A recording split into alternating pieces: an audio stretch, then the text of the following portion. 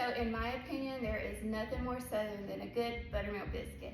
So this is my recipe and I'm so excited to share it with y'all. Okay, so I started with 4 cups of self-rising flour.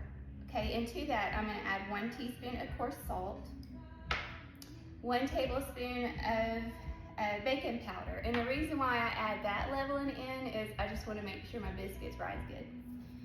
Okay, and then just to sweeten it a little bit, 2 tablespoons of sugar. Okay, and then I'm just gonna get that whisked up good. That way I can make sure that all my leveling is incorporated good in the flour. Okay, plus it just kind of aerates the flour a little bit. Okay, and then to that I'm gonna add 12 tablespoons of cold butter that I've cubed. Okay, and then 4 tablespoons of shortening.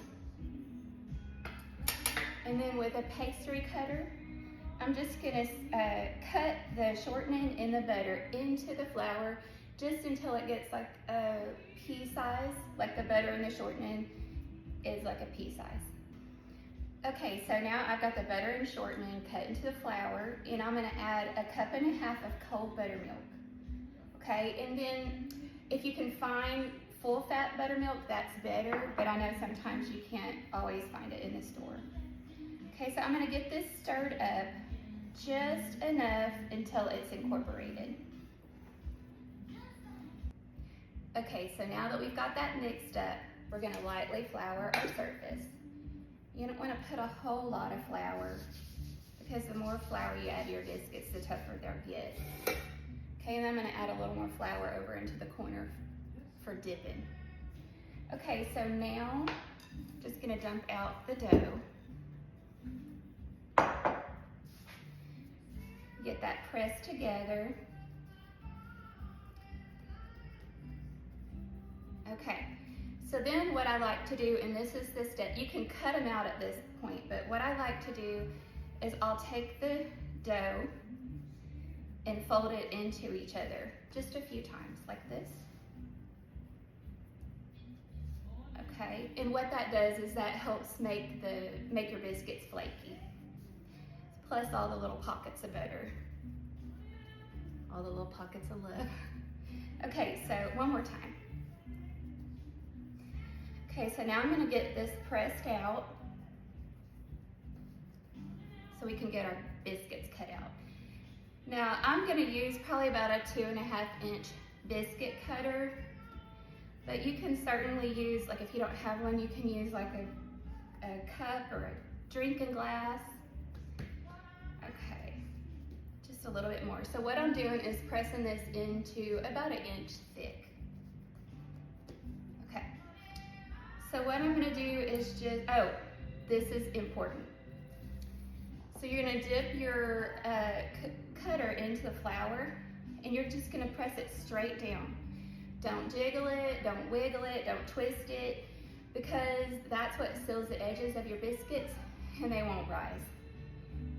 And then that would just be so disappointing. Or they won't rise as well. Okay. Oops. Get a little more flour.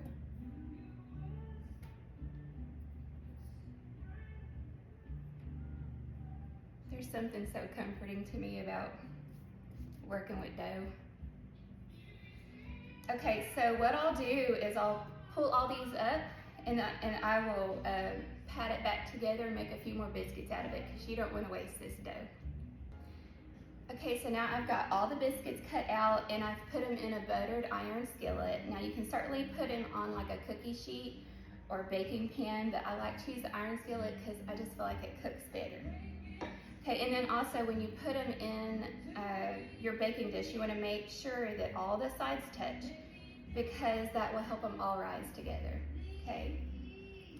And then I've got a couple tablespoons of melted butter and I'm just gonna brush the top of them. And this recipe makes probably 9 or 10 biscuits. Really, it just depends on how big you cut them or how thick you cut them. So you could probably stretch it and make a dozen. Okay. So I'm gonna bake these at 400 for about 20 minutes.